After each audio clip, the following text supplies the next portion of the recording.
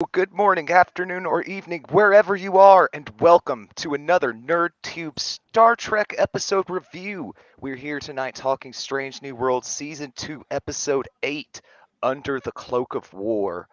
I'm here with my fellow Trekkies in arms. To my right is Chocolate Man. How are you this evening? Oh, I'm fantastic. Feeling very chocolatey today. Can't wait to talk about this episode. It's a lot. It's a dense episode. A lot to talk about tonight. I'm looking forward to unpacking it as well. Yeah. Below us is the Milky Bar Kid.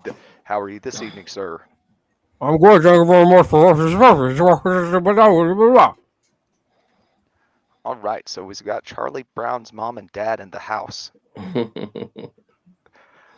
Um, so yeah, like I said, this is a dense episode this week. A lot there to unpack. We kind of have the morality play going on, kind of old school. Beginning to the episode, TOS feel. But once the flashbacks start, and especially by the back half of the episode, I was getting major DS9 vibes. Um, we yeah.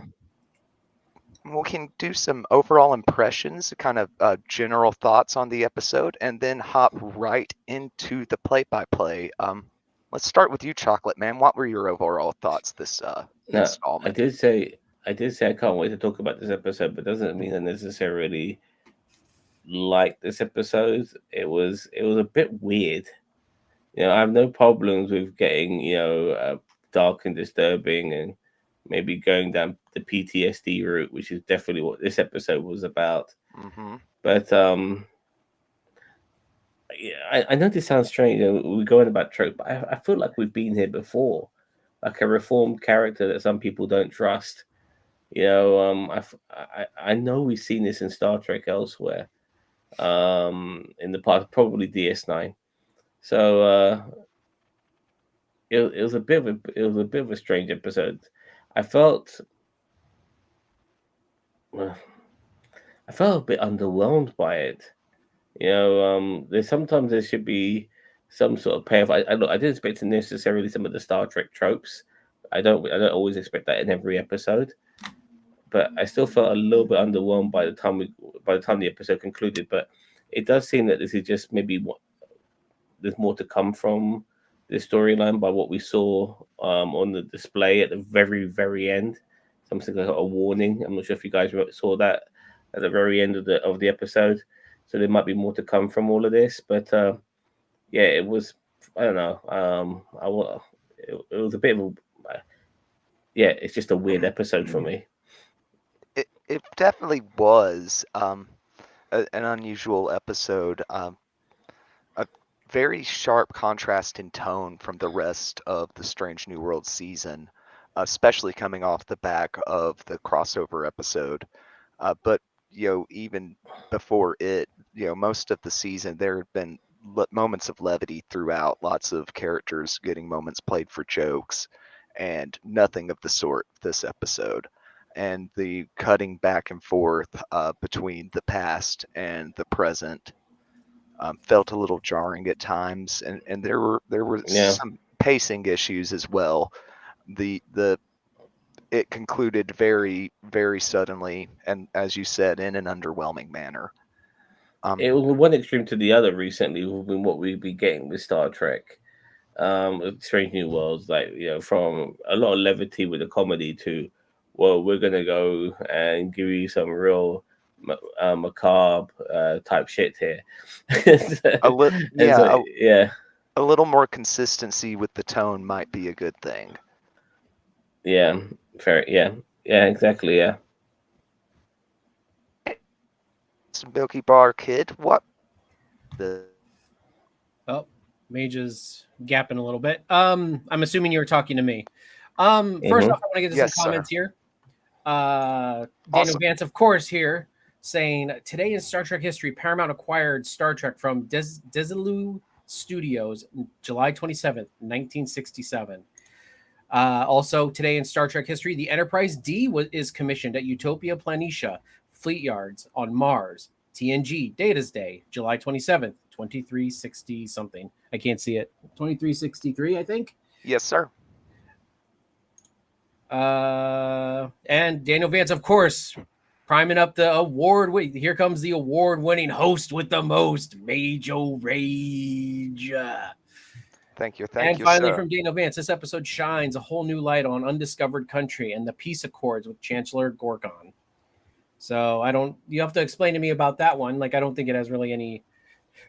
I don't think the two have any correlation really, but maybe it seems like a lot like a type of maybe this seems like a Star Trek 6 type episode, you know what I mean? Like but overall impressions for the episode for me was I really like this episode. This was definitely a filler episode, but it was a good filler episode. As somebody who watches Dragon Ball, as I've always said, there is good filler and there is bad filler. And this episode was absolutely a spot on, picture perfect, good filler, in my opinion. It expanded, extended characters. It did. I know Zam said it seems like we've been here before, but honestly, we've only seen like their trauma. You know, like even during, what was it, the Gorn incident, or what was the other? There was another episode where Chapel and Vega were kind of doing the ninja thing early on in the season. Mm-hmm. And they used they used that mystery liquid, and back then we were like, what are they talking about? Used it before, and now we find out. So it explains something from earlier in the season. There's good growth for some of the characters here. You're absolutely right about that as well. So I really feel like that this was a picture perfect filler episode. Now, is it a perfect episode? No, but I really feel like as it goes for filler episodes, I really feel like it is right there in the echelon of Goku and Piccolo getting their driver's license level of filler. So that's for all the Dragon Ball fans out there. One more before I move it on.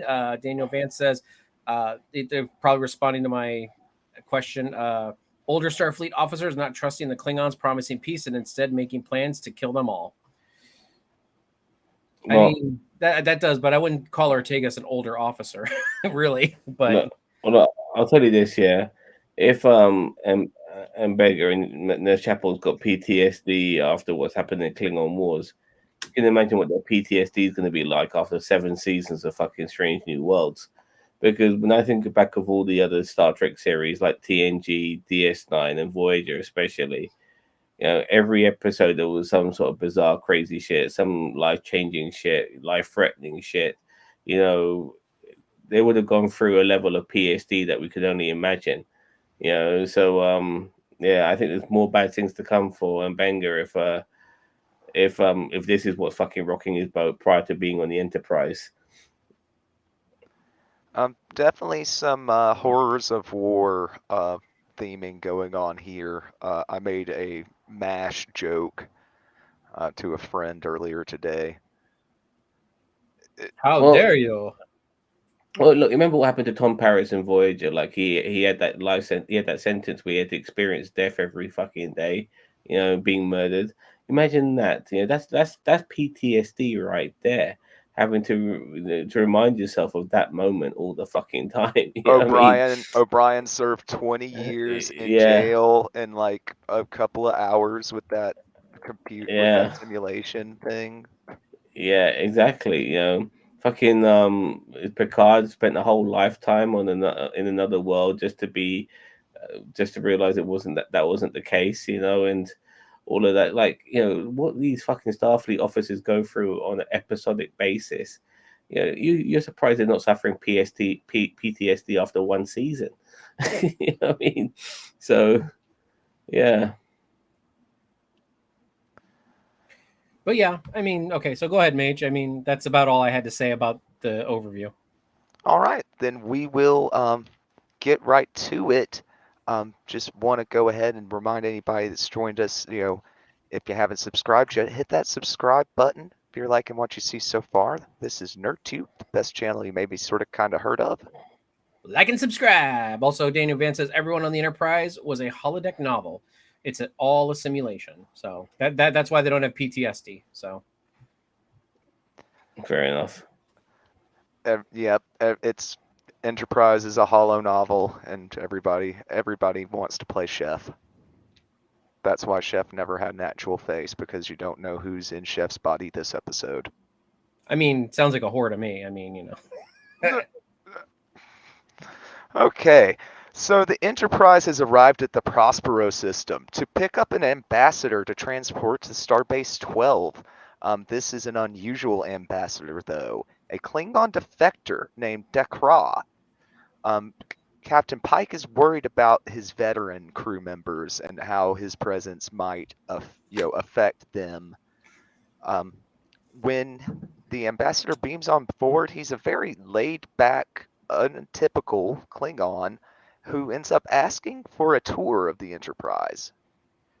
We cut to the bridge where Uhura and Ortegas are kind of discussing, like back and forth, the accomplishments of the ambassador, which Uhura is extolling, versus Ortegas's distrust of, his true, motives, the nature of his intentions. redemptions. Yeah, exactly. Just Well, really quick, I also wanted to add in. So maybe Ortega, obviously Ortega was involved in the Klingon War. So maybe like a week or two ago, we were talking. No, it was last week or on Sunday. We were talking about Ortega's being a war hero. So maybe she was a war hero in the Klingon War. You know what I mean? Like, we were saying that it was something that was going to come up, but maybe, as I said, I still don't discount that. Like that she's going to die doing something very heroic in like a war with the Gorn. But maybe she does have some like accolades in the Klingon War that makes her technically a war hero. So Could be, for sure. and sorry, Daniel Vance says Uhura mentions the Perez Accords. The episode was written by Davy Perez.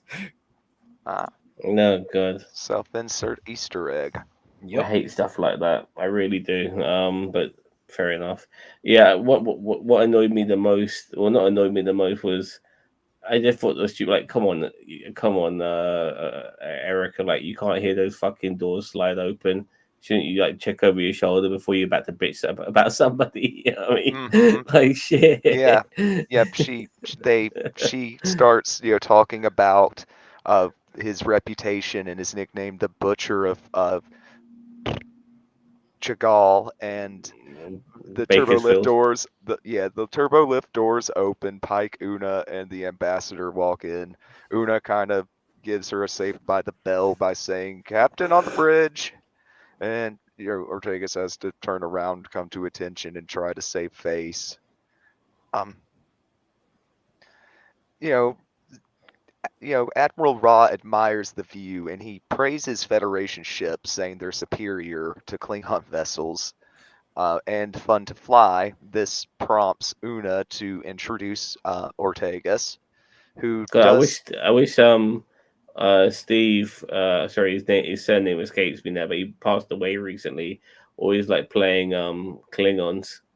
I wish he was with us right now, maybe just to see his reaction on that regarding Klingon ships being inferior to Starfleet vessels. I'm sure that would have triggered him. they've always said that Klingon vessels were more like Soviet Russian like type submarines, which were like a lot of them were usually old and out of date. And I'm not saying American stuff is always top notch too. I mean, we've had carriers around for 50, 60 years, but like back when my dad was in the service, they would used to joke around saying about how like Russian military, like the Klingons were like Russian military vehicles or naval vehicles, which were like older than dirt. So that's kind of how they describe the Klingon. So that's why you have Bird of Praise from very very Dixie Soviet. says very Soviet style. No, I just lost my train of thought. But yeah, so that's why you have Bird of Praise that are and D7 battle cruisers that are from TOS and the movies that are also in the Next Generation era, and they and in DS9 and everything like that. In real life, it's more like they just recycled models and it made it cheaper, but still. It's a good enough excuse in my book to be like, I can see the Klingons not putting much behind engineering. You know what I mean? Engineering and science. Mm-hmm. Yeah, no, they get the thing functional as a warship, and any comfort or auxiliary functions are just completely dismissed. Not a thought. not a thought at all. Where was I in my notes? So yes, Una introduces Ortegas, she handles herself fairly well, I think, but she stiffly, replies to his compliment, and they leave. Pike and Una both glare at Ortegas as the ambassador, and they leave. In the Sorry, mate. I just want to respond to this really quick. No, So go for it. Dixie says they had cloaking tech.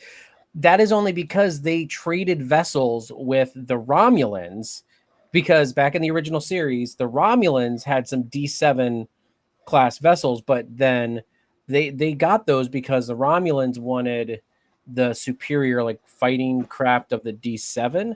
And so they traded. So it's not like they developed cloaking technology. They like traded for cloaking, which, truth be told, if we look at the Romulans, doesn't really make much sense for the Romulans. Like in hindsight, like, 50, 60 years later, like of television, it doesn't make sense for the Romulans to give up one of their biggest, like, advantages in the alpha and beta quadrant. Well, technically the beta quadrant is what they're in. So yeah, but that is how the canon reason why Klingons have cloaking devices. That's why the D7s originally didn't until the TOS episode. Which one was it? Was that the? Oh, I don't remember the name of it. I'm out of my depth with TOS. Yeah, I'm bad with TOS I names. know a couple of key episode names, but just the big. But anyway, so okay. Anyway, sorry, Mage, keep going. No need for sorry. Gotta talk to chat. That's what we're here for. Glad to have everybody with us. In the lounge, Spock is working on replicating Ractagino in honor of Yay Ractagino. Get our first bit of DS9 in this episode, and Dixie, I'm not putting that comment up. Unless he does he mean China? Yes. But he misspelled China. Yeah, it's a typo. Russia and China proxies. Yeah, A and S are next door to each other on the keyboard. Yeah, he definitely. Yeah, okay. I just want to make sure. Yeah, okay. Yeah. All right. No, I mean, considering when those were came up with and introduced, definite Cold War symbolism going on. Oh yeah, definitely. What were you trying to say, Sam? I want to say that what's her face? That one particular Starfleet personnel who was one of the pilots alongside Ortega. It looks like she's been relegated to bartender because she was behind the bar talking to Spock when they were making that, Regina, what the fuck you call it, Ractagino. Yeah, and I'm thinking about where the hell has she been all this time, because she looked like she was going to play a more prominent part this season. She was on the bridge an episode or two ago. I remember seeing her. I forgot her name. I mean, she's the only person whose name isn't she a gender swap for someone else who was on the original series? No idea. I don't remember. I thought she was. No idea, but yeah, she's behind the bar now, fucking making Klingon fucking caffeinated beverages. Yippo. Unfortunately. So yeah. Yeah, Spock's having trouble with it. They're not replicating quite right. The ambassador arrives, and Spock's obviously not ready. They explained that he met the Klingons recently, and he learned about Ractagino, and he's, got a curiosity about their culture. The ambassador says Klingons have no culture, and this makes Spock uncomfortable. But he ends up replicating up a cup. He's like, I'll have this, and promptly burns himself on a cup that is replicated at way too hot a temperature. I mean, did you not see it smoking? I mean, look, he was just trying to be big tough Klingon. Look, all right, a couple of things. First of all, color uniform, all the fucking colors of the rainbow, mate. Secondly, like, it's like me going to another part of another planet and somebody making me a cup of fucking coffee. Like, mate, I don't want a fucking cup of coffee. I can get a fucking cup of coffee whenever the fuck I want. Give me something different. Give me some of your shit. You know what I mean? Yeah, but diplomacy 101 says to make a liaison as comfortable as possible, which means trying to, try to familiar things. Yeah, like familiar things. So, I mean, I get what you're saying, Sam, and I agree with you. I would want to try, if I was a Klingon, I wouldn't want to try Klingon coffee. I'd want to try human coffee, And like but I honestly, want to like, Janeway it. how difficult is like all the procedures for this that he ends up burning the fucking cup that it's in, or like some of this stuff. It feels overly complicated for the sake of making a scene. It's just so fucking stupid at times. But yeah, all right, fair enough. I'll just go with it. Nope. So Yeah. this necessitates a trip to sick bay, where the sight of Ambassador Raw is enough to give Dr. Mbanga a panic attack, and we That was get the funny, man. intro. Wolf and prune juice. Yeah. Yeah. He was fucking like Oh my. Like he was really hitting it. Yeah, So for sure. after the intro, we get a flashback to the moon of Jagal. Um, Nurse Chapel is being the Star Trek version of airdrop down um, to a command post medical center, Is that which 5 years ago? Would you say? How long They said ago a was few this? years ago, so I'm guessing yeah, it's during Discovery season 1 because that's when the war was happening. yeah. Yeah. So yeah, during the war, we find so we begin to get our backstory of Chapel. I just was putting it up for a second. Oh. Oh wait, hold on. Daniel Vance chiming in. Yep. In a flashback, Mbanga and Chapel are working on an Ensign Inman. Jason Inman did the popular Star Trek parody series Red Shirt Diaries. Uh-huh. Oh, Well, I'll tell you what. It was really good to see fucking Clint Howard for yes, once I in was his about life. to bring up Clint Howard. Mm-hmm. But Deep old school Trek family yeah, member back from TOS, the Corbomite maneuver. he played Ferengis as well, I think, He as has well. Wasn't he he? played a But great Ferengi on yeah, Enterprise. and we're just looking at him. He was born to play I thought Ferengi, he was. but He wasn't Rom. I thought he was Rom. Maybe not. Maybe I'm no, getting my dude, brain No, he no. mixed wasn't up. Rom. He was a guest Ferengi, but he Okay. plays a But yeah, fantastic Ferengi. You I know, mean, this is the guy from the show I used to watch as a kid called Gentle Ben back in the day, And anyway, but nevertheless, it was really nice to see Clint Howard not play a fucking weirdo. It was really good to see that. Like this guy was like eccentric as hell, though. He kind of was a weirdo. He kept mixing up his no, idioms. to a degree, I think because he has to. He's in a very dire situation. So in a way, as a medical member personnel, he still has to keep himself, kind of chipper, so to speak. I mean, because you as a medical personnel can't afford to feel down in the dumps because you're dealing with people's lives, and he's also a leader as well. So there was, I get what you're saying, but he seemed to be way more okay and standard and level, flat-footed, level-headed than most of the other characters I've seen this guy portray. In his entire fucking filmography. Yeah, So it wasn't as over the top as a usual yeah, Howard casting for sure. It had big Arrested Development vibes and yeah, Johnny because once you Park. got once you got to know him, you realize, okay, he's all right. He's there to help people, and that seemed Yeah, fine enough for me. yeah, Yeah, completely benign, sort of eccentric and weird. yeah, But he tells Chapel to ask for whatever she needs. She's not going to get it, but ask. She could also ask Joseph, who he helps with a lot of different stuff. Buck says. Um, and we find out, and so does Chapel, that she's the new chief nurse. He's traded a case of Romulan ale for a favor to get her assigned straight away. yeah, But just that he takes her to Tent City, where all the staff here for this post are staying, living. Her quarters will be one of the tents. Keep going. I'm just bringing the comments up. So, um,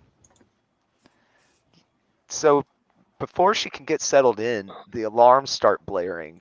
Transport incoming, and that's God, if yeah. I This heard is that much, man, I would have PTSD just from hearing that. Yeah, no, that it terribly this loud was this klaxon. was fascinating, knowing that like they've made like a makeshift medical center, and all these people fighting in the wars are just immediately transported to their location with their fucking intestines hanging out and all of this sort of stuff. And yeah, it was absolutely fascinating. Seeing all of that, and being a medical personnel who are in the war zone trying to heal these fuckers. Yeah, great stuff. Kind of reminded you of some of the stuff you see in like World War One, World War Two movies. Yeah, Vietnam Yeah, films, stuff like a, that. a Yeah, great sci-fi take on like a a military medical camp. yeah, So, yeah. and Daniel Vance is absolutely right. There is always money in the banana stand. That's a reference I don't get. There's always Maybe ladies buying bananas from the banana stand. I don't know if that's the reference, but that's I still what I. don't get it. It's Okay, Arrested Development, a okay, fair super enough. obscure show. I will get on with the show at um. So everybody rushes into action when the alarms start blaring, including Dr. Mbanga. The wounded start being beamed in, like Zam was describing, and Chapel and Joseph begin the triage process and assign different people different treatments and such.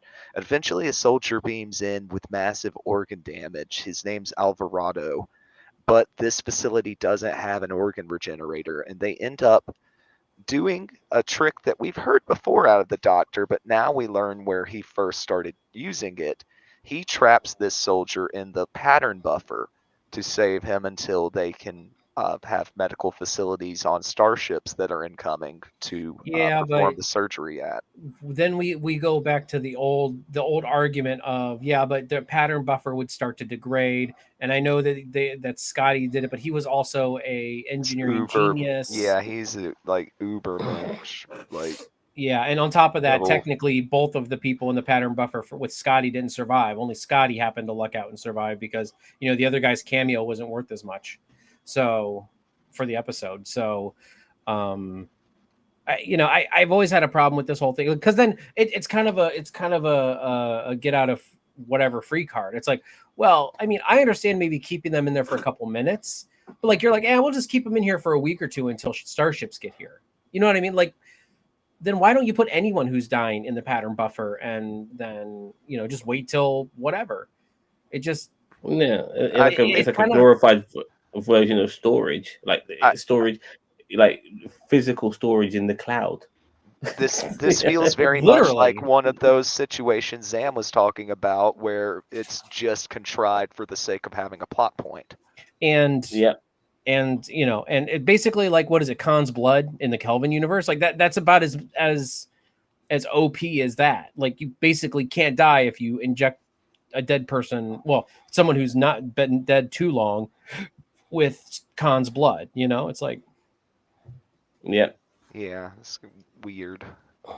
But a lot of things in the Kelvin verse are weird. yeah, what is it, transwarp Transwarp beaming. yeah, transwarp beaming, there we go. Yeah, there's another one. I'm like, ooh, that's just not good. So we cut back to the present where Captain Pike comes to sickbay to check on Dr. Mbanga and to borrow some deadly Delton parsley. If you use just a little bit of this stuff, though, it might have medical properties or seasoning, is a keen seasoning, according to the captain. It was just advice, wasn't it? Just to get to talk to It is Benga. exactly, yep, it was just an excuse to come down there and, sure, he's going to check on the Doctor, but he also needs him to be super uncomfortable and come deal with being at a dinner with this guy. Now, see, this is where I'm going to stop Pike right here. I really don't agree with this. Like, knowing Chapel and Mbega and Erica's past, I would find a reason for them not to be there. I get it. You have to act professional, but there's a difference between not liking somebody and being professional and them being this type of person. I mean, it's kind of like the episode in DS9. I don't remember the name, like the one where the one guy is posing as a Cardassian, Gaul who did atrocities, and Kira just, was holding his feet to the fire.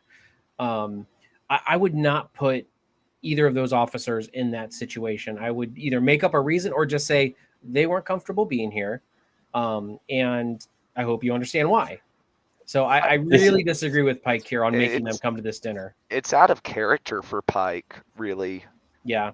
I mean, the hair is so big, I thought he was smarter than that. But, I mean, I guess they needed some tension at the dinner, like at the, what's it called? At the Klingon from Star Trek 6. That okay. Dinner. This is my major gripe with Star Trek entirely. It's like, okay, these are our main cast characters. These are our main crew members. These are the main characters who we're going to follow. But we have a ship of like a couple of hundred people. Yeah, it's the same fuckers all the time doing, who are together all the time, if you know what I mean. It's because these are the people who are the main crew members that we tend to follow. Like, seriously, should Ensign Uhura be there? She's a fucking ensign. Why the fuck is she there? You are 100% correct, Zam. I do agree that it is weird because you have even like Ensign Kim. Why is he in charge of ops? He's an ensign. Like, he can be. Well, look, the difference is that I think that he's like kind of. The difference is it's Voyager, and you like Voyager. No. It's to do with the fact that they're in the fucking Delta Quadrant and they got to make do with what they got. Whilst it's a bit different. But I'm sure that there were higher ranking people, even a lieutenant or lieutenant commander in operations, that could have been the head of operations. They conveniently died. I don't even think they died. Yeah. Harry Kim was at ops the whole time. Like but Gary died. Everybody on the ship died like 10 minutes in. Well, and also, so many. It's not only so many people died, but I know Harry Kim never got promoted because, in my opinion, getting back home was more important than fucking increasing your rank.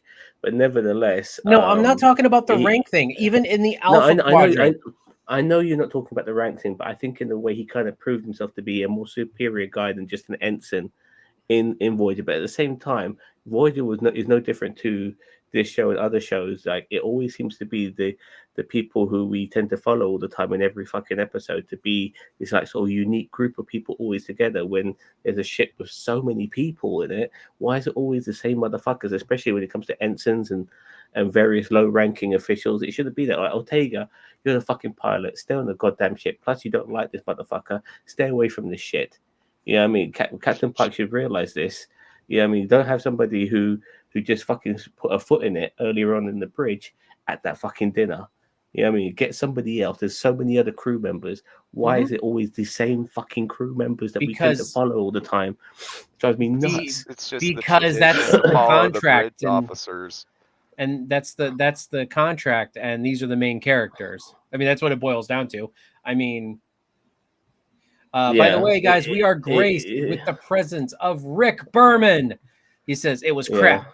It was crap. What pictures of Spider-Man? None of you can tell me seriously that this episode is good Star Trek. Get rid of Alex Kurtzman and Navido Goldsman. I want pictures of Kurtzman.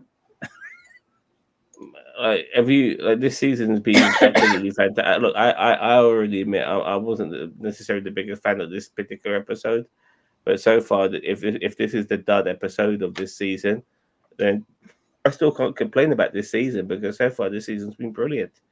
And I can't blame Kurtzman for that. I think Kurtzman has been knocking at the park recently with Strange New World, both seasons. Don't say Picard season 3. He had nothing to do with Picard season 3. I'm going to say Picard season 3. I'm going to say Don't say it as well. Don't say it. The internet will hate us.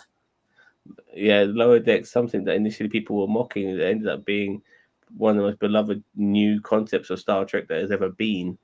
And yet, if it wasn't for people like Kurtzman, we would never have got these alternative ideas. So let's stop shitting on Kurtzman. Let's build a shrine to him and pray to him on a regular basis, 7 times a week. All right, let's go. Okay, so yes, the orders have come down from the higher ups that they need to interact with this ambassador to try to encourage, positive viewing of, the, rehabilitate the enemy, so to speak, in a very literal and a metaphorical sense. The doctor agrees to come to this dinner in the captain's quarters. As soon as the captain leaves, though, Chapel says, "No, we could still dip out of this, right?" And the doctor says, "No, I'm not going to let this man chase me from the captain's table." Um, so He did though, he did. unintentionally. Well, Perfect. Yeah. Pike ends up ordering him away. He was I was about to about to lose say, it. He's about Mbega. to lose it. He had to be ordered away. Yeah, if you hold grabbing onto that fucking table, He was about to the rip the table padding off. of the chair. Yeah, sorry, the chair, and yeah.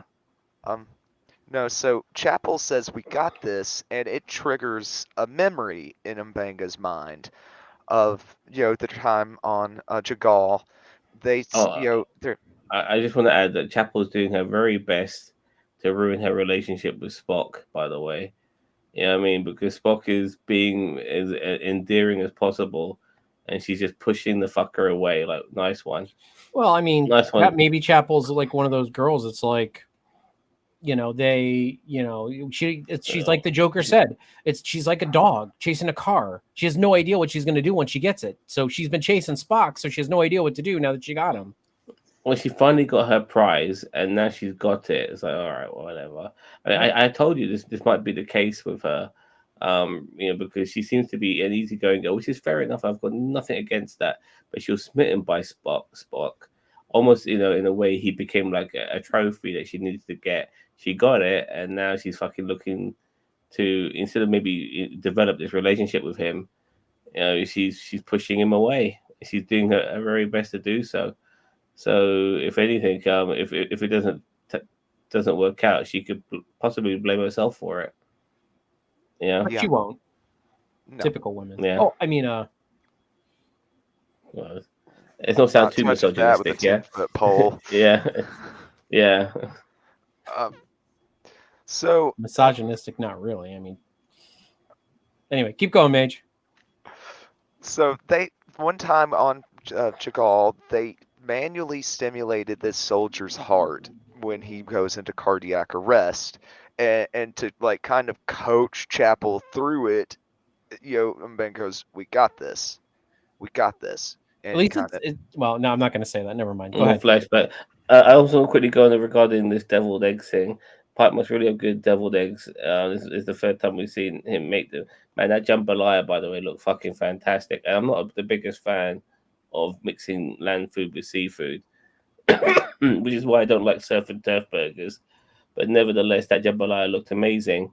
But deviled eggs, you can throw that shit in the bin. I hate boiled eggs. I like my eggs fried.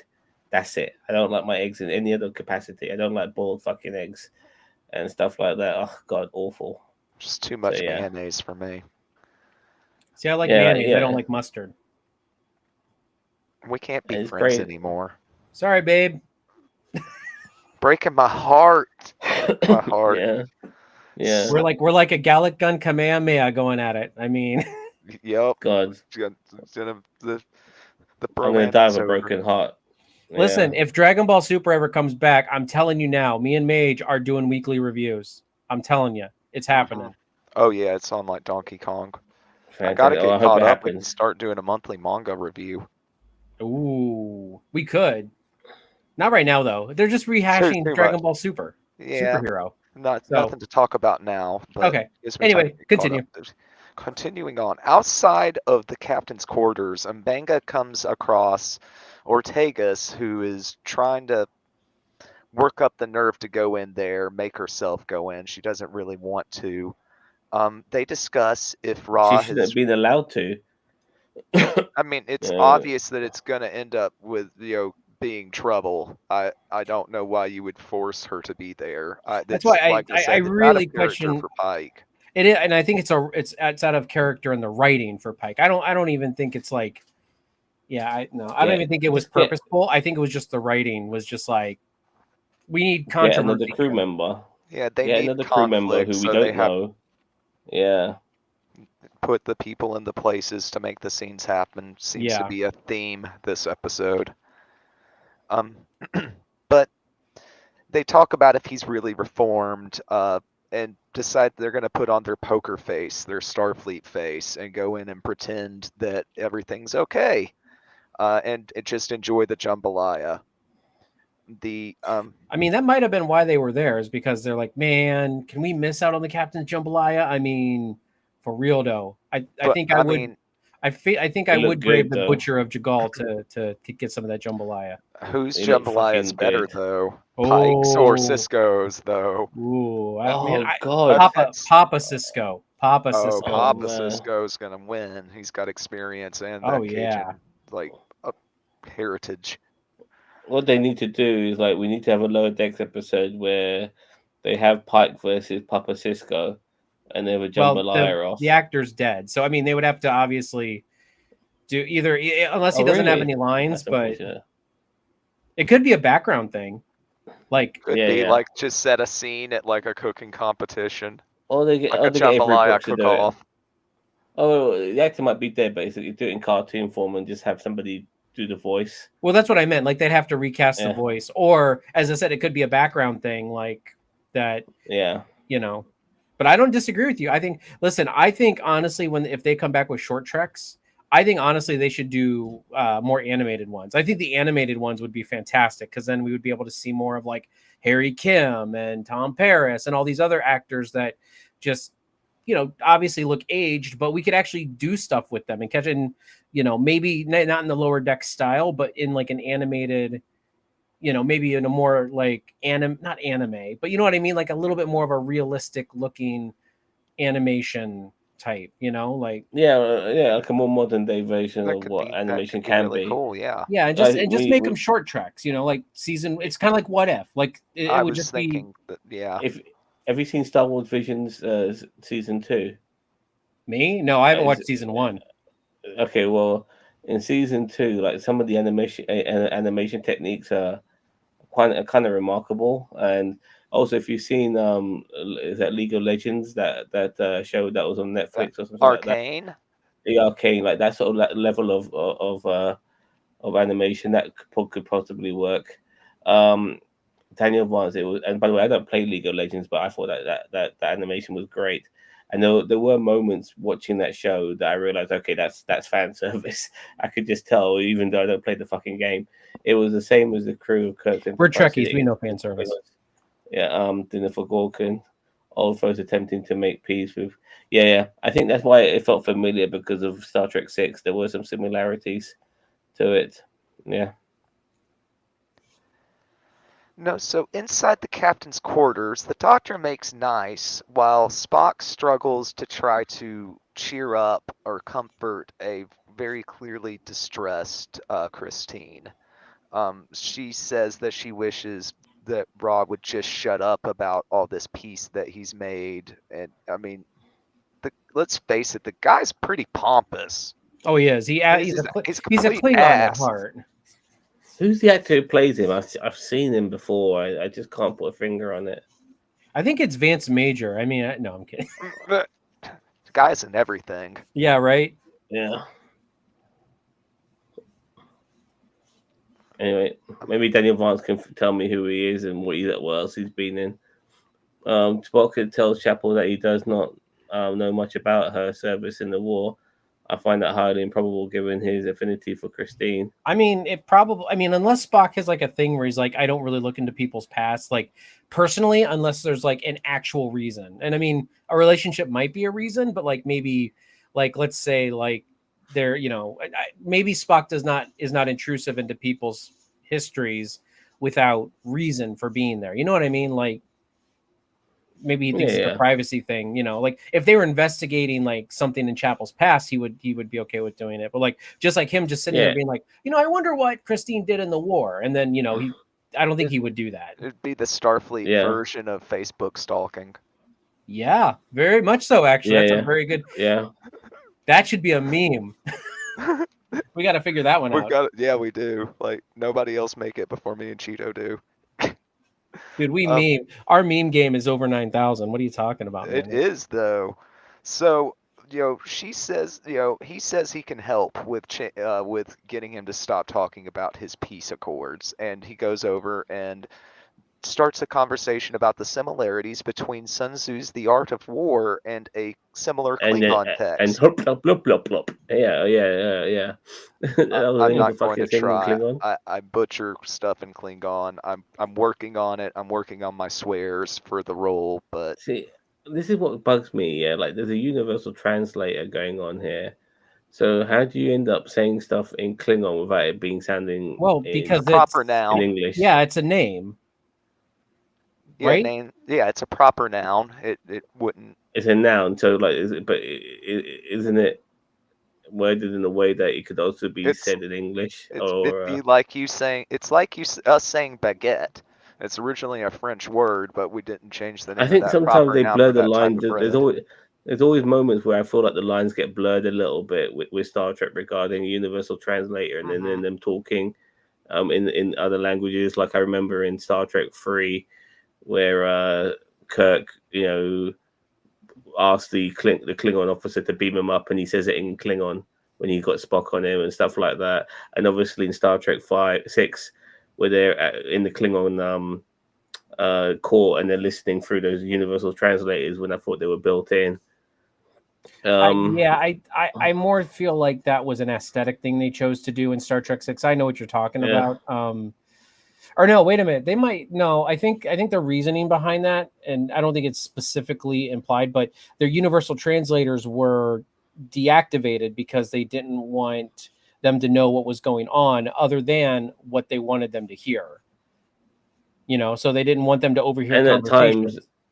at times, like it felt like the aliens could speak English fluently, perfectly, without like General Krang, Christopher Plummer's character goes, "Don't wait for the translation. Answer me now." It's like, fuck me. Like, Well, I think they were translating just for us, like for the aesthetic of it. yeah. I think that they were basically translating it, like letting us hear it in English, even though it was supposed to be in Klingon. And I get it, because it would actually probably take away from the scene, in my opinion, if we had to if it was in Klingon and we had to read it. And I know this coming from a guy who watches like Dragon Ball Super in the original Japanese and stuff like that. It's like, that's a little bit hypocritical, but this was way before I did that. So maybe if it was done that way nowadays, maybe it would have been more impactful. But It's a good point. Yeah, it could be. So Mbenga goes over and pours himself a double. He pours Christina a drink, and we have another double as well. flashback. We have another flashback to Jagal. This time, Joseph is talking with the soldier that they saved earlier by pumping his heart manually. When he leaves to go on rounds, he's approached by an Andorian soldier who tries to recruit him for a Black Ops mission. Apparently, the assassination of General Doc Ra, who is apparently the one in charge of everything on the Klingon side here at Jagal, and has been ordering increasingly more and more heinous things, killing any non-Klingon on sight now. We learned that the Doctor has the most confirmed hand-to-hand kills in Starfleet history, and that Doctor Death, man, Jesus Dr. Death, Christ. right? And we find out about the green liquid that he and Chapel shot up earlier in the season. It's something called Protocol 12, which is a cocktail of adrenaline and pain suppressors. I thought it was a droid. I'm gonna call it Temp V personally. It looks like Temp V and everything. Joseph refuses to accept the mission, and he refuses to manufacture any more of this prohibited performance enhancer for this Andorian's unit, despite him saying that his team needs an edge. Mbega, I mean, that would be one of the best Enterprise callbacks in my opinion, because the Makos never got enough love in Enterprise. I'm sorry, well, they got love in Enterprise, but I feel like Star Trek is not giving them enough love. I'm not familiar with that at all. That's the military assault. Okay. forgetting the acronyms. Commando for would they end right up? Would they organization. end up being? Command. Would they end up being Operation. Section 31? No, You no, know, they're just like It's like a military type advanced it's like a SWAT team basically. yeah, They like a got SWAT sent team. out Remember, on this indie mission Daniel Vance said yeah. military assault command operations. operations. They're This like, is what what does that mean to you? Sorry. It means we wanted our acronym to spell Mako. Yeah, and also at the same time, like this is kind of what kind of bugged me with like later Star Trek is that they added that military aspect to it.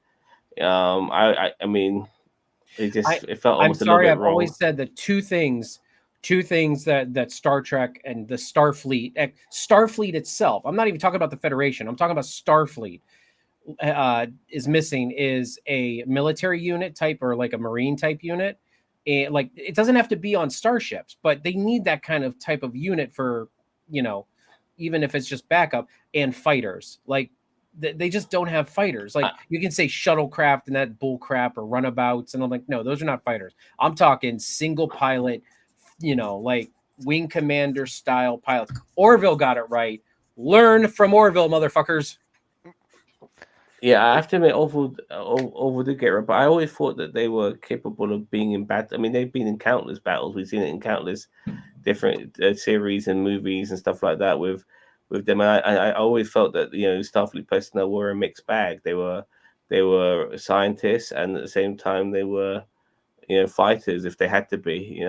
I wouldn't. I honestly that's kind of always like. They're basically like the Mary Sues of the galaxy then. You know what I mean? Like, oh, they're Federation, they're scientists, they're lovey-dovey, but they can fight. It's like if they need to fight, but then they're not the aggressors. I know, but it just there needs to, in my opinion, there needs to be a military type organization that is not dominant, like not dominant, Federation but Defense Force. Yeah, Federation Defense Force. I mean, they do it in the 32nd century. There is a Earth Defense Force. So that's because they're not part of Starfleet anymore. Well, maybe Earth got wise pulling out of Starfleet or the Federation. Sorry, the Federation too. They pulled out of the Federation and Starfleet. Like that Archer guy was a dumbass. Forget this whole thing. Yeah, right. they just pissed on Archer altogether.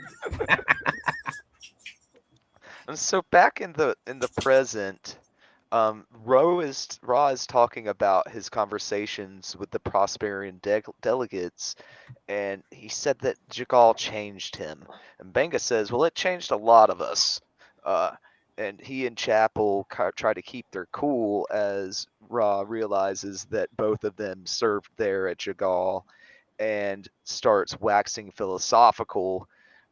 Ortegas hauls off and asks him if he really killed his own men, his own fellow commanders. I'm sorry. I know I keep interrupting. I'm sorry, Mage. But so was Ortegas on Jagal? I don't think she was. She wasn't on Jagal, but she fought in the war on the front lines. Yeah, as a pilot. So she was just confirming the rumors if he killed his own men, which we find out later. Did he? Maybe not. He doesn't want to answer it. He keeps dodging the question. He does so now, and then she says this phrase in Klingon, and it's the battle cry from the Klingon War, as heard in Discovery. Remain Klingon. She said you would hear it over the comms over and over again just before your friends start dying. She stands up. Unas tells her to stand down. The ambassador tries to de-escalate the situation, says that he wants to learn from the past and connect with those that need healing. And I threw up in my mouth a little bit right there. Ortegas leaves, and Chapel rushes out, saying that she needs to help calm her down, check on her. She's just taking the first out she has, though, and honestly can't blame her. Mbenga is about to lose it, and he's pulling the padding up off of the arm of the chair, like we were talking about earlier, when the captain notices and politely suggests that he go and check on Ortegas as well. But before he can leave, on his way out, the doctor is grasped suddenly by the ambassador. who says, "Well, I heard that you and the security chief do, Makbara full impact. I'd like to have a session with you." It's Klingon judo. The doctor says that he'll check And they happen to schedule. wear like martial art outfits, but just in red. And that once again, this sort of shit bugs me. So it's Klingon judo, and they just happen to copy Or maybe Earth they're martial arts by wearing similar sort of martial art robes, or maybe but they just that's happen to just be in what red. Mbega wears, and maybe Jagal just or not Jagal. What's his name? Ra. Maybe Ra He's just Ra. just matched him just to be Uncle respectful. Phil, yeah, but Uncle Phil, yeah. he looks like Uncle Phil. But Uncle Phil yeah, was so actually a Klingon on Enterprise. He was. yes, he was. Yes, he was. And Yeah. one of the honestly, in my opinion, one of the better one of the best episodes of season 4. Oh yeah, no, it's great. Good lore explains the appearance differences. But I could go. That's a tangent for Debatamania. Oh yeah. Oh yeah, brother. Coming very, very soon. We cut back to Jagal, and the young soldier and the doctor are talking outside. Joseph says that the Klingons must be stopped to protect the people at home that they love. And, but they have to do it without being changed, hopefully. He likens war to a disease. That if you don't fight it will take over, and says that you fight, so those you love can have peace. And that's Starfleet. So we'll say congratulations to Mr. System for getting the silver in the table quiz. Is that like bar Yeah, trivia? probably. He's Irish, so I'm not so sure. But I mean, if he's Irish, it's 90% sure it's bar trivia. But they flip the tables over though if you get the question wrong. So I mean, I do that here in the States. I take trivia as a competition sport for me. cause fucking bar quizzes. They're fucking hard, man. They give you the most hardest benign questions ever. But I fair bring enough. a ringer. I've got a guy. He was on Jeopardy. Fair enough. It's cheating basically. What in the world is that? Like, I think That's an Daniel Vance. ASCII emoji. Wow, that's old school. I think that What was is that? Like Freaked out he took face it. on the left. He took a bong hit and he was hallucinating when he saw his keyboard. what? Yeah, general. That's what I'm thinking. General knowledge, sports, history, geography. Yeah, fair enough. Nice. Yeah. Yeah, congrats, Mr. System. So later on, the infantry is being sent basically on a suicide mission that's going to act as a distraction for the Andorian Trask's Black Ops team to go and try to take out the upper echelon of the Klingon commands here. It's so funny because so not funny, but it's almost tragic because they've just a lot of these people have just been healed, and their bodies have been saved, and then they're going straight back into it. Right into what Chapel calls the grinder, and Yeah. it's just it's awful. And the young man that he just saved comes out, and he's putting on a brave face, saying that all the doubts he had about war and why they were there and what they were doing was just from the pain meds. He's a soldier. He's going to go do what he has to do. The doctor offers him an out, offers him mandatory convalescence orders, but he won't take them, and he heads off to get onto his drop ship.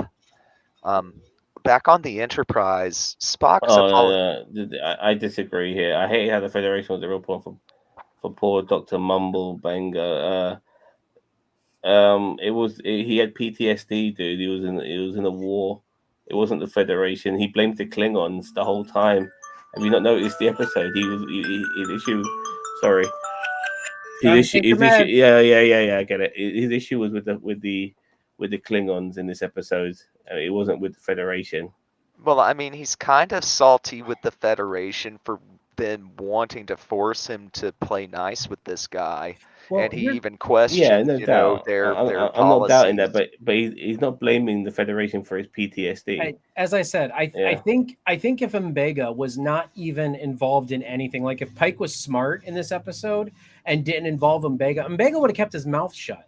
Like Mhm. he would have was done his trying to job. mind his own business even to the very end. Yeah, he's trying to mind his own business. He's trying not to like dredge up the past, and it just kept on getting thrown in his face because plot reasons. Yeah.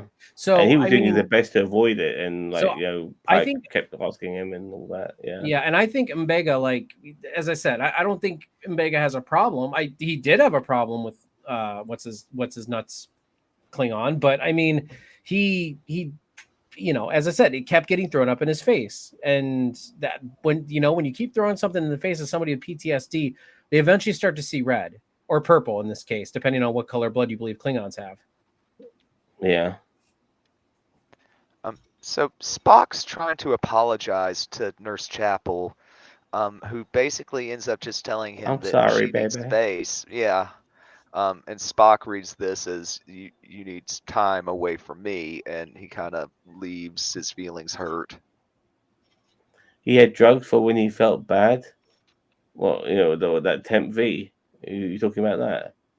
That was a fight or flight drug, wasn't it? Yeah, Mhm. that was a combat drug. That was something that just like burns through And your body and as you fight. I mean, it's not like and, something that he was addicted to.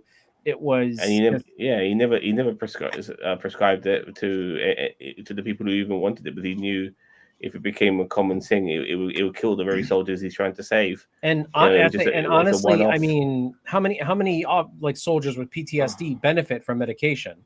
Within moderation. Yeah.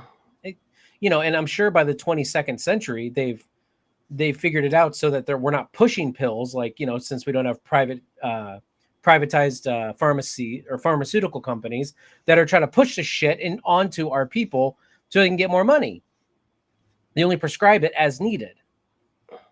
Well, he found it shocking that when we see Pike reading his own chief medical officer service record, he was unfamiliar. Yeah, I think bad this was writing, just a yeah. bad Pike episode. Like, I think Pike was not painted in the best light in this episode, in my opinion. not at all. Yeah. Like, seems like Like I the said- writer it doesn't understand what the rest of the writing staff's been trying to do with the captain.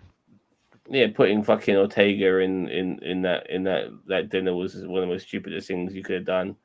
Yeah, you should have just had that.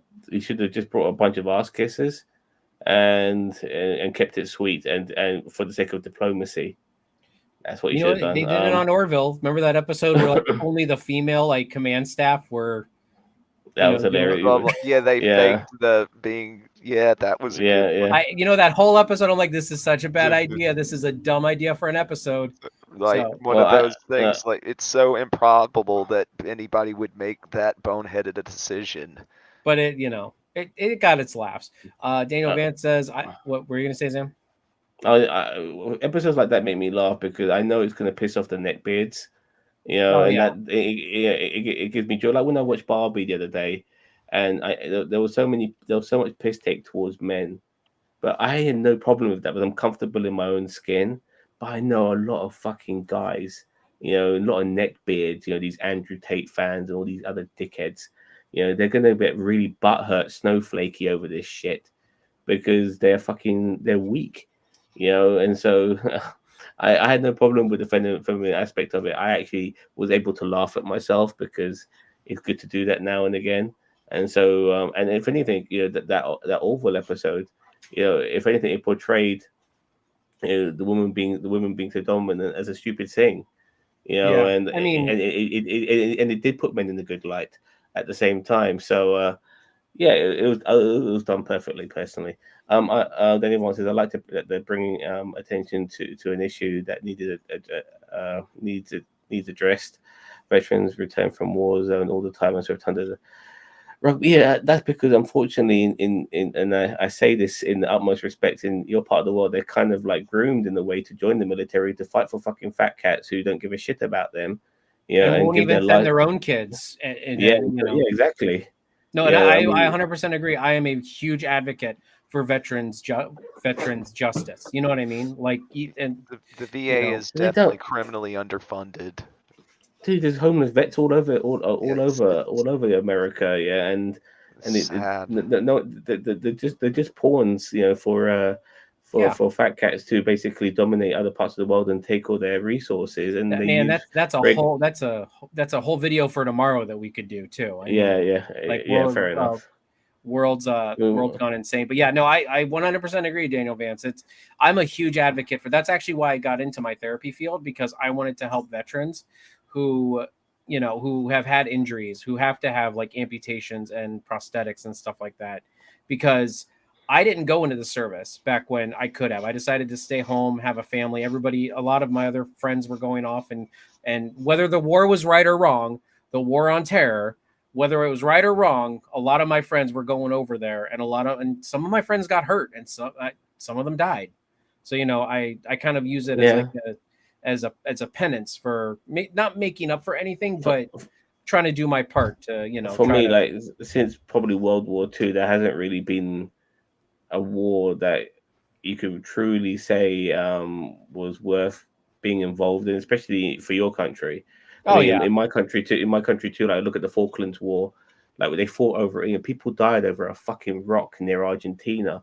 Like, it's ridiculous. Like, what people are dying for, because the British government and the royal family wanted to own it for themselves, and people die for that. They're not going to send, as you said earlier, they're not going to send their fucking families out to fucking die for that shit. Vietnam. So fucking Vietnam wants to go communism. Leave them alone. Yeah, they're going to sit there and they're going to say, "Oh, well, if it goes communism, then it's a threat to national security." No, it's not. It's not a threat to it's not a threat in our borders. You know what I mean? Yeah. Like, I'm sorry. Like, why do we get to wag our big stick around and tell other countries what they can do? Like, if that's the case, then let's just go invade everybody and make them, under. I mean, I'm not saying we should, but I'm just saying. How many Americans died for that? It was ridiculous when you think about it. Instead of having a shadow empire, have the actual empire. Yeah, just have the actual empire. I mean, like whatever. We'll bring Palpatine up. Yeah. Where's Jar Jar? Let's give Darth Trumpus the executive power and make him the new Darth. This is Darth how Sidious. Democracy dies. And even like the most recent wars, like it's been going on for over 20 years now. Like, when there's Darth McConnell, when's all this shit gonna end? Like, in the military-industrial complex, they they make money from fucking wars. It's a shame, really, and they make a lot of money from death. They make it on the front end and the back end. Yeah. It's so stupid. This is why. Sorry, one more thing. This is why they shouldn't be privatized. They should be government run. I'll tell you why. Because if they're all about making profits, then that's a bad thing. If they're government run and not about making profits, then at least that way they're only used when they need to be used, and it's not about fucking a business or starting wars and killing people. That's my reason on that. But anyway, Daniel Vance says bullseye. I'm just going to run through a couple of comments going back here, going backwards. Admiral says that my father fought in Vietnam. I support American veterans, and I do too, 100%. Just because the wars were not justified and worth, like, in my opinion, worth what we were going for, that does not mean I do not support American veterans. Like, I 100% support, as Zam said, I support the people that were pawns in the fat cat scheme. I do not support the fat cats. And I'm not saying you're saying that. I'm just making it perfectly clear. Admiral also says Ortega's was more insubordinate than ever and paid no price. I think that again, this wasn't exactly a great episode for Pike, which is what you were. I remember seeing this. You agreed when I said that this was not a great Pike. This episode did not paint Pike in a good light. But yeah, with Ortega's, I mean, I think Pike knew that, like, this was going to be rough, and honestly, yes, they shouldn't have been there. So I think he was a little bit lenient with them.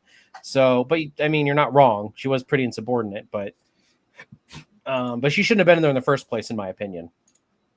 Yeah, I agree. Admiral also says, "Oh, my father would support that take on the war." So the take that that we support the veterans, not the fat cats. Yeah, and there should not be one homeless fucking veteran in America. Nope. If there is, then your military does a complex of a nation. It's just a farce. Yep. So and then Admiral also says Ortega's went out of the chain of command to verbally abuse a diplomat. So as I said, not exactly a great Pike episode. She should not have even been in that situation. So anyway, okay, sorry, Mage. I know that was a huge ass tangent. So No. let's try to wrap it up so you can. Yeah, I'm gonna go to light speed. Gonna hit warp Really? 5. This is gonna be a first. No offense. Oh man. You know what? Just no holds barred. Come at Debatamania. Oh my lord! I was gonna play nice. Sorry. Just slam a Mage at I actually Debatamania. managed to hit a rhythm and didn't get stopped. You know how quick I could go? Yeah, sorry. I mean, that's what the women in my life say too. But I mean, Oh, nice self burn. One more question. Sorry, mate. Starfleet ordered all Klingon war vets to hang out with the diplomat. The Federation was the problem again. Yeah. I agree. Well, no, was it Starfleet or was it just Pike? The orders were coming from above Pike, and he didn't want to do it, but he's disobeyed less important orders before. Yeah. That's not on Pike, fair enough. So, on Jagal, the power is down on the transporter pad, and they need to get the wounded off the battlefield and into triage before they start dying. Chapel comes up with a plan to route all the power through, but they have to purge the pattern buffer. The doctor does that knowing that it's going to kill the young soldier Alvarado, but he tells her that they're saving lives. On the Enterprise, we have the scene where the Doctor and Ra have their judo. Oh, so that's what happened. Match. I'm glad you're explaining that because I was very confused by that scene. I had no idea. So the guy who had his guts spilling out, he was in the pattern buffer, and Benga let him die so they could save the incoming people because they needed the transporter. Yeah, I can't hear you, Cheeto. Yep. Can't hear you at all. You're muted. No, he's not muted on He's got no sound. Melon, but he's got no sound. Maybe he muted his own mic on his end. We'll figure it out. What would you do, Admiral Teague, in that situation? You know, the lives of the many outweigh the lives of the few. So what would you do? Would you let that one? Would you? Because honestly, it regardless. And by the way, he took the impossible situation upon himself by not letting Chapel do it. Can you guys hear me? Yeah. Okay. I don't know why my setup just went crazy. So anyway, I could hear you guys though. Weird. So this scene is, we get they're enjoying doing these scenes where there's like an activity going on that's like a allegory for the fight. There's the verbal tete-a-tete that's going on, and their physical tussle and the talk. Thumbnail drive. Just sorry.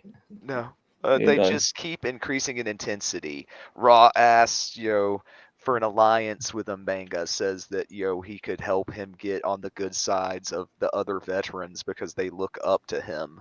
The doctor asks if he really he asked the question, did you really kill your own men?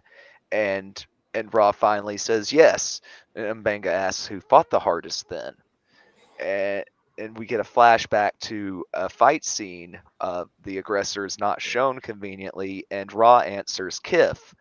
And he claims that he did it for the nameless victims and stood up for what was right.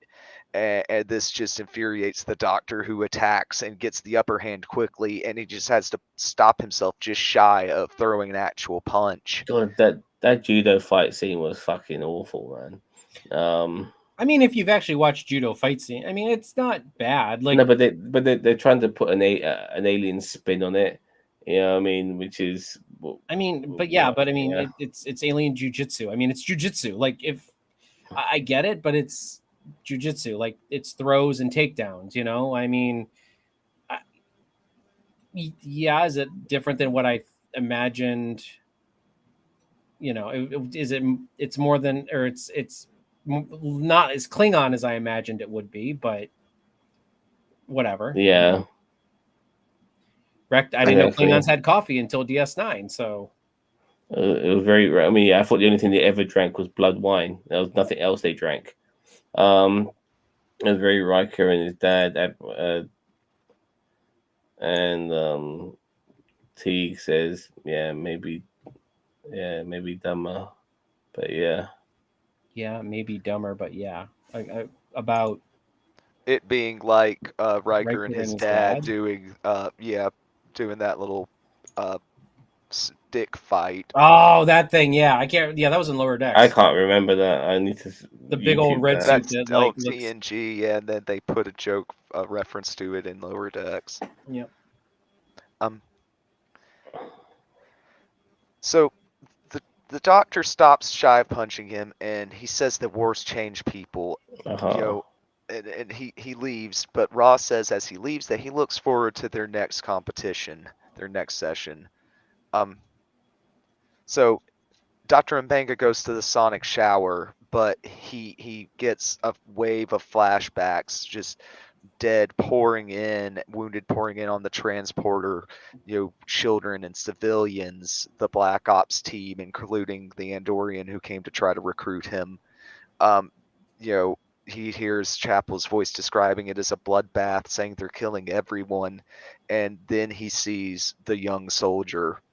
He didn't look the whole time. He was. I was focusing on how he was getting cleaned, and he didn't look like he was getting cleaned whatsoever. And he's like crying in the shower and shit like that. Well, that's a sonic shower. It's. I know it's not water, but I'm just curious to see how they. I mean, sonic showers have been around in Star Trek from God knows how long. Very rarely have they been portrayed on the screen. And we had a good opportunity to fucking see it. And I would like to have seen some sort of portrayal of how a sonic shower works, even though it's fictional. And it just didn't look that great. Give me fucking water every day of the fucking week, mate. So the Doctor grabs the Andorian's knife from its holder, and the ghost is reborn. And Daniel Vance coming in clutch with the name of that sport that I couldn't remember. Precy was one of the kids played that was dangerous for some reason. They never explain why Parisi Squares is so dangerous, but they say it over and over again that it is. Yeah. Lilia gets wet from the sonic shower. They missed that. Lilia? Who the fuck is Lilia? I have no idea who. Yeah, I said that name. Okay, go ahead, Daniel. So on the Mage. So on Enterprise, Una comes up and proposes a course change that Pike ends up agreeing to through a nebula, just to get this trip over with because crew morale is so low. And no shit, Sherlock. Yeah, and all these veterans are having their PTSD triggered. Imagine that. You have a war criminal on your ship. So they have this whole debate, but at the end of the day, Pike goes along with the plan to change course. On Chapaldarg, Chapel finds M'Benga suiting up, and he gives her a way to find him later. Says to not transport him until the last minute. And she gives him another one of these scenes. Like, she keeps sending people off to do the thing, like, you go give them hell. She keeps giving that type of speech. He leaves her with some of the Protocol 12 in case the Klingons breach the wire. In the present, Ra comes to sickbay to tell the Doctor that his trip's getting cut short, and he's not going to have as much time to get to know him as he thought. The Doctor says, "I don't want to get to know you any further. Get the hell out of my sick bay." The guy starts spouting off his high horse bullcrap again about that hate's ruining the Doctor's soul. M'Benga says that, but you gave the order that doomed civilians, and Kif didn't fight the hardest. It was relief. You held me off while you escaped, and we get the reveal that M'Benga was the butcher of Jagal. Ra made himself a saint the doctor says, off the blood on his hands. Ra says that his work, his peace that he's brought has justified this, and that people need and want saints. They're having this talk, and the doctor's opening this box that he was looking at on his desk when Ra first came in. And he said, you just had to come. Why did you have to come? Why couldn't you leave me be? He gives him this crap line about providing healing, and we get the struggle shown in just shadows and silhouettes. Earlier on, before we get to this, Mbenga used the same phrase that Hocus Pocus used, who, fun enough, should have been in that dinner but wasn't. That fake it till you make it. You pretend to be something until you are it. Until you are, yeah.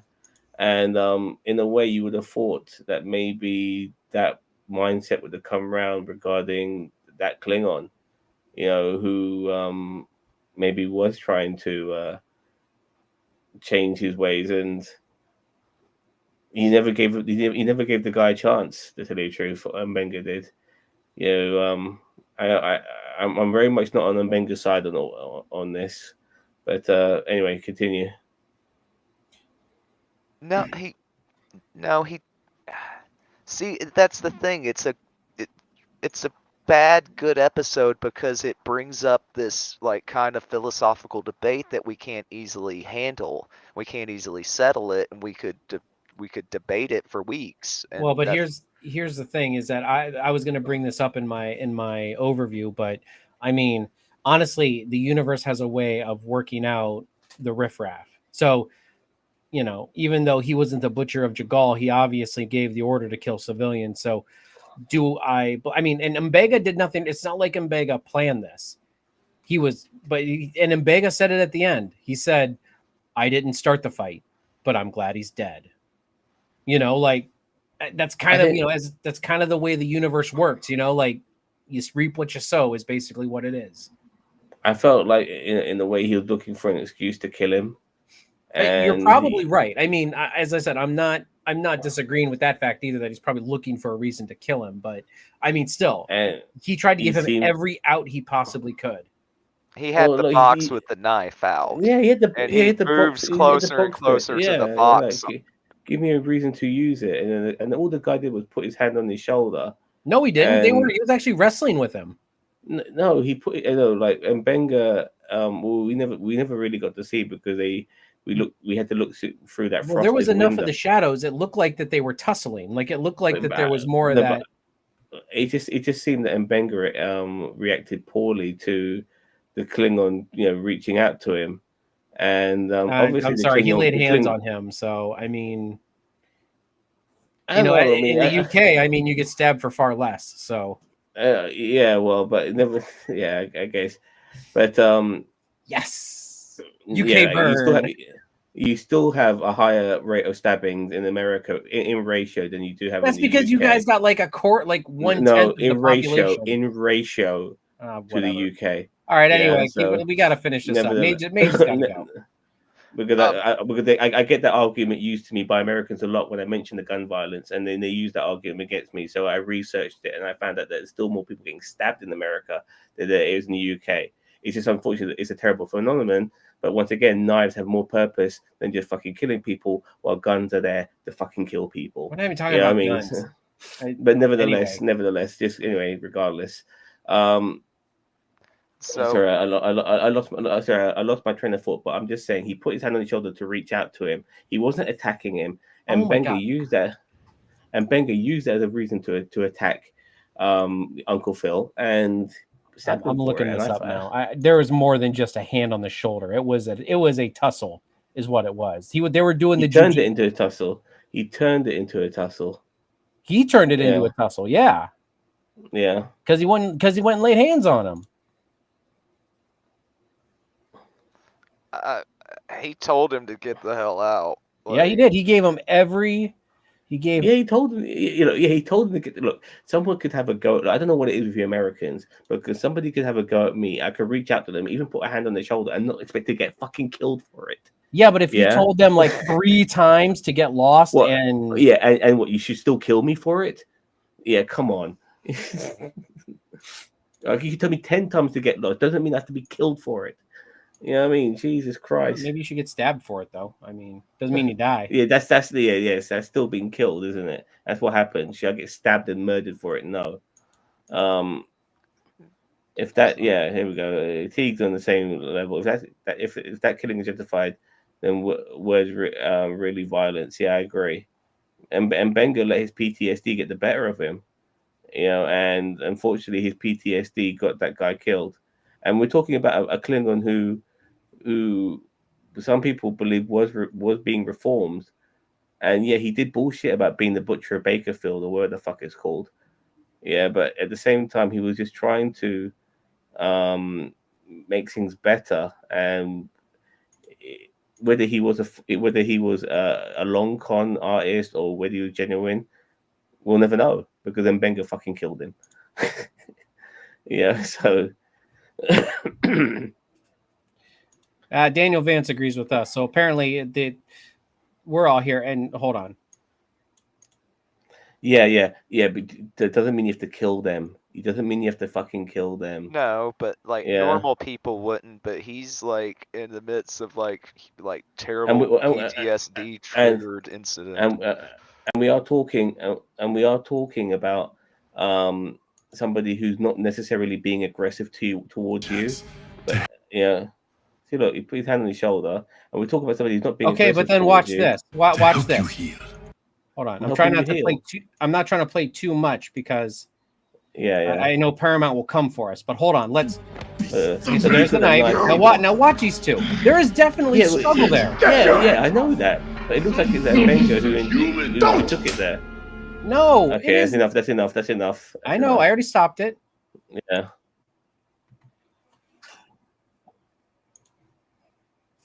No, and see, this debate's gonna happen all over the place, and it's gonna have like support in every like argument, every like color of the spectrum, shades of dark, light, and everything in between. People are gonna be able to find a position to support it, and that's great. Star Trek is when you have debates like this. And Benga's shown himself in this episode and previous episode to be a guy who can go off the handle a little bit, and this was no different. Like the tussle, even if there was a tussle, it didn't warrant somebody being killed. I just don't get it. Like, not everything warrants somebody being killed. I never said it warrants it, but as I said, the universe has a way. You know what Benga should have done? And if the guy wasn't leaving, and Benga should have fucking left. You know what I mean? He didn't. If you think you're gonna kill somebody, then fucking walk. Because he didn't look like that Klingon guy was gonna kill him anytime soon. And Benga was the one who fucking killed him. Yeah. All right. So we have Zam, the Klingon sympathizer. Got it. Okay. Well. Know yourself. Know yourself. Doesn't matter what the race of the person is. You know what I mean? I'm not fascist like that. I'm just saying. If you listen, unless you're the Master Federation race, you're not. You're. I'm just saying, it looked like Mbenga was the one who was unhinged. And I'm not even saying that Mbenga's not a murderer. I'm just saying, like, the universe has a way of coming around to these people. And as I said, is Mbenga a bad person? I know it's his own medical bay, but if he knows he's going to end up killing that guy, he should fucking leave. He had that box ready there to stab him, man. He wanted him dead. He couldn't wait to kill him. And because of that. Any diplomacy between the fucking Klingons, would probably never happen because of that moment. And Benga did, because during the TOS era. So let's flip this on its head really quick. Frank Castle, the Punisher, was there. What do you think he would have done? The guy killed kids. Mbenga's an anti-hero.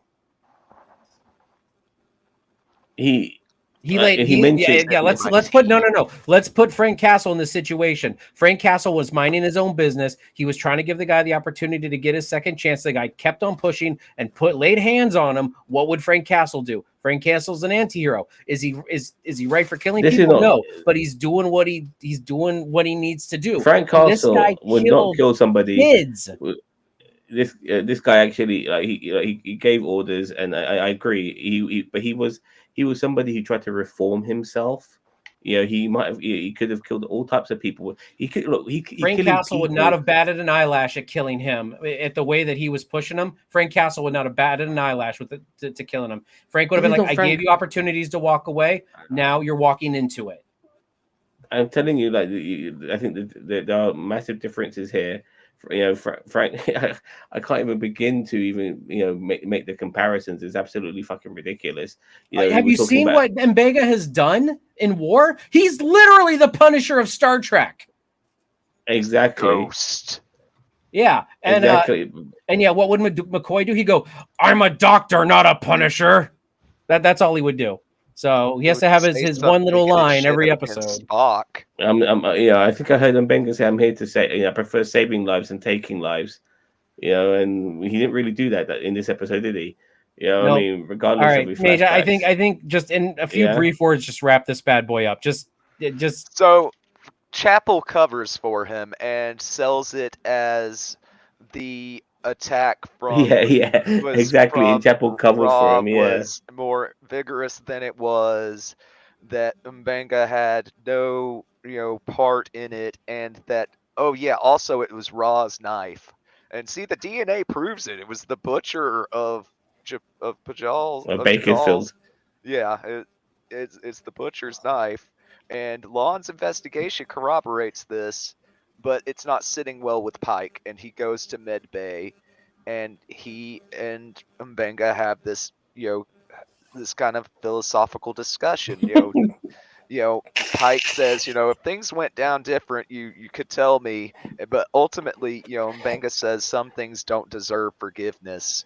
He didn't start that fight, but he's glad that the ambassador's dead. I just want to add something. I actually, regardless of all this back and forth we've been having, I love the character of M'Benga because he's so complicated, and I love that complication. And this is my opinion on him, regardless of you guys thinking differently. And I still like the character regardless of that. But yeah, no, this is good track. This is good debate. Like it's actually good in a way that characters are more grey than than black or white. And so I'm very happy regarding that. But this is actually good for character development to know that this person can be a bit unhinged and he's supposed to be a fucking doctor at the same time. I love that shit. I mean, I like that these characters are actually damaged and they have flaws. People don't like it when your Starfleet paragons have actual flaws. That's why everybody hates Archer. Not realizing that you have to, that Starfleet's not didn't become what it was overnight. There had to be a journey and an evolution. Yeah, Archer talks like he's a really good Admiral's guy, not wrong. I mean, M'Benga does love to fish. I wonder what he uses for bait. Maybe Klingon bait. Maybe he uses Gah. Gah. So we end the episode with the doctor's log where he talks about his broken but now fixed biobed, but some things aren't fixable permanently. They're just manageable. It's like it's an analogy for him. It's completely an analogy for him, complete with us seeing the bed start to malfunction again because the doctor is not well.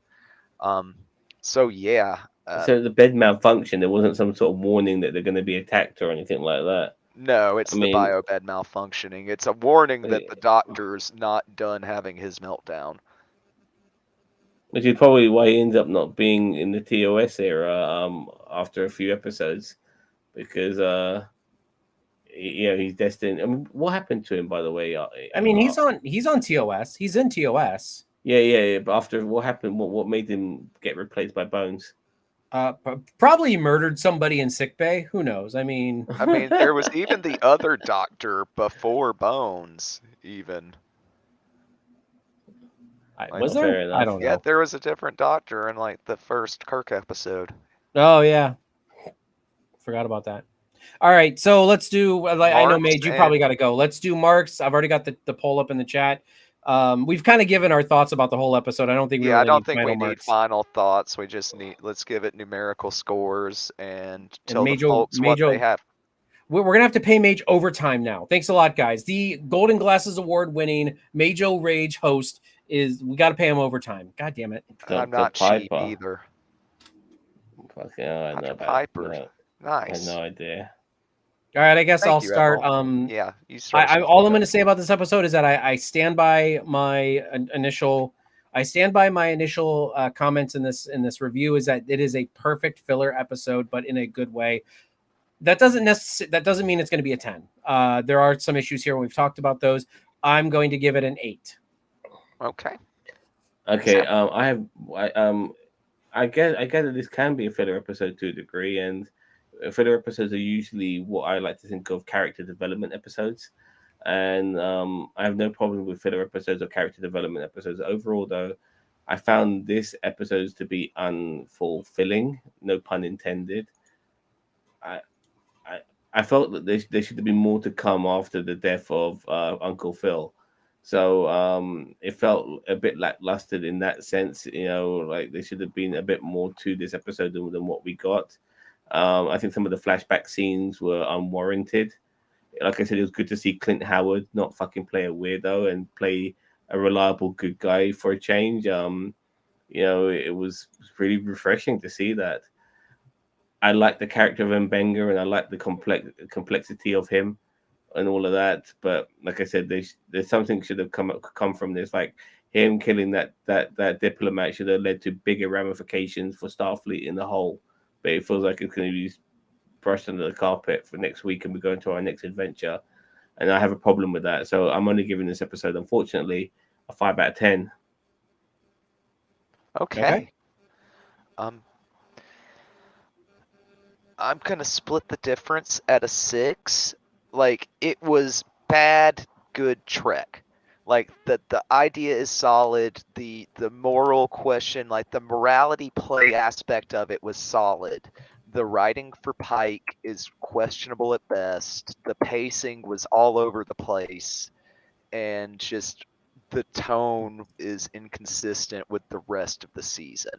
I'm not mad at like if it wasn't such a sharp contrast, I would be more okay with the tone, and I'm more than okay with like dark tone Trek. It was very much like I don't know the name of the episode, but the episode where Nog loses his leg.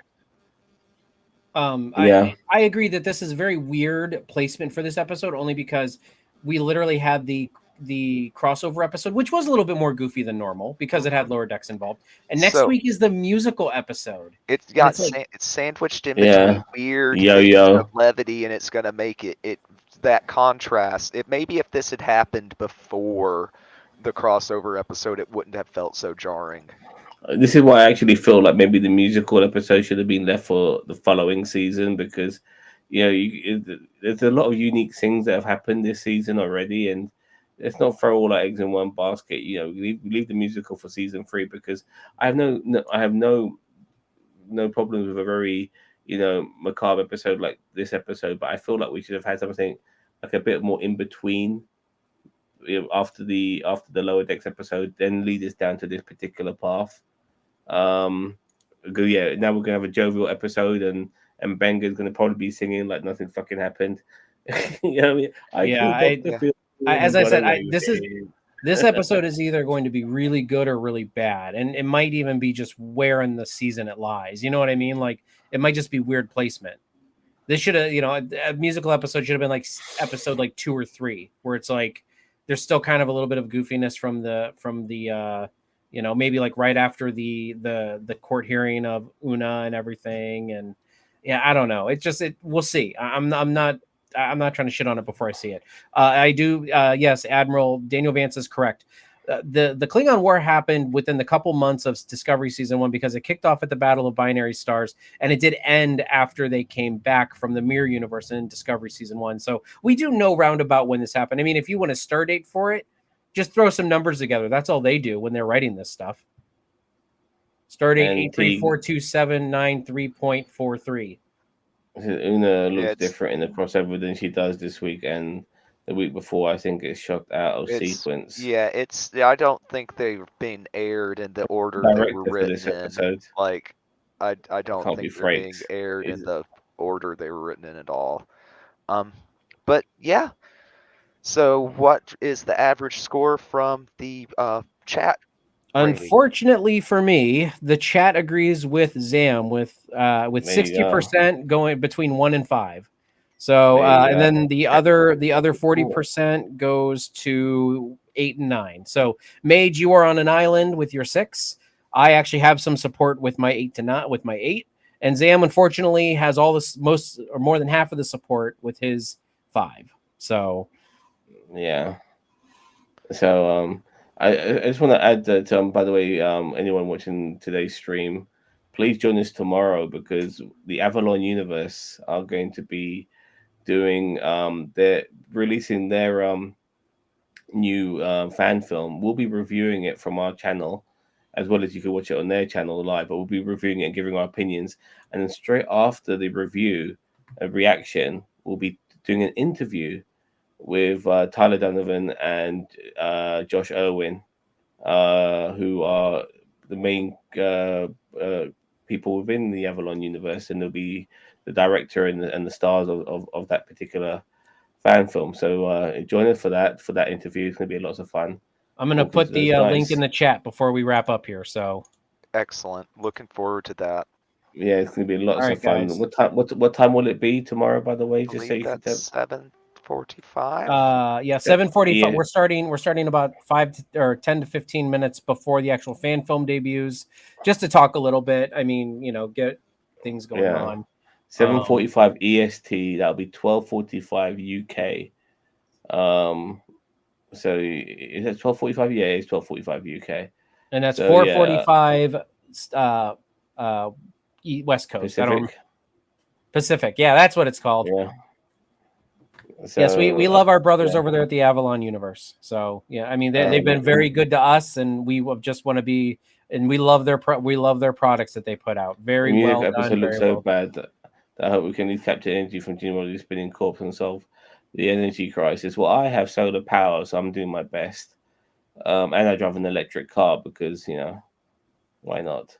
The Wavelength dropped a new episode of Trek on their channel. Oh, the Wavelength. Okay, you might let us know. Yeah, I'm really looking forward to that. I'm always yeah. Join us tomorrow, Admiral. Like I said, we're doing the review of Avalon. It's gonna be good fun for that.